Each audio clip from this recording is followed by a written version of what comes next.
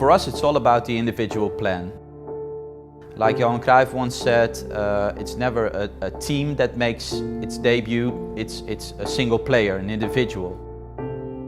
At the end, doing an evaluation has nothing to do if I like you or not, it has to do with the potential and did you develop towards that potential.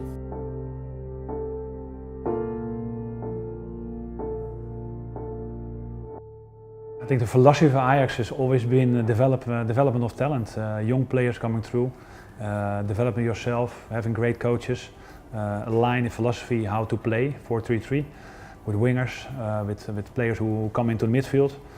Yeah, and the idea is to have them at 17, 18, 19 into your first team and let them play.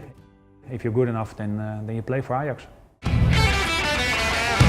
Quick thinking, personality, the way of handling the ball, trying to be dominant in the game, it's always been this philosophy. We always try to emphasize that mindset, creating players for the future. Players like Matthijs de Ligt, who were players here in the youth academy, have that connection with our youth team, so they are here to watch some of the games, so that's really inspiring for our players to see them. It's a great reflection of where they need to go to and what they need to learn. Yeah, I remember the first year I came here, there were people like Frank de Boer, that kind of coach were also here, and for a young kid it's like, whoa, those guys are training here like they are normal, you know, and that was something really, really inspiring for me.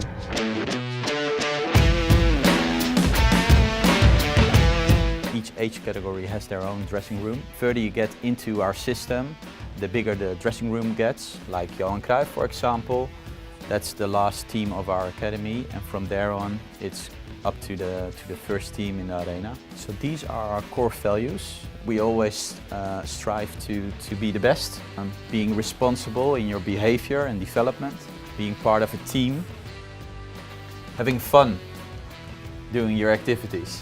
And then we see a smiling Patrick Kluivert. On this wall we have all our players that played in our youth system and made their debut in the first team. Christian Eriksen and Maarten Stekelenburg, Wesley Sneijder, Thomas Vermaelen from Belgium. Go back to the 70s, Cruyff, Piet Keizer, after that it was Van Basten, Frank Rijkaard, Dennis Bergkamp. Making the next step it would be Patrick Kluivert, Clarence Seedorf, Edwin van der Sar, Mark Overmars. Zlatan, for example, Ibrahimovic. He also came when he was 19.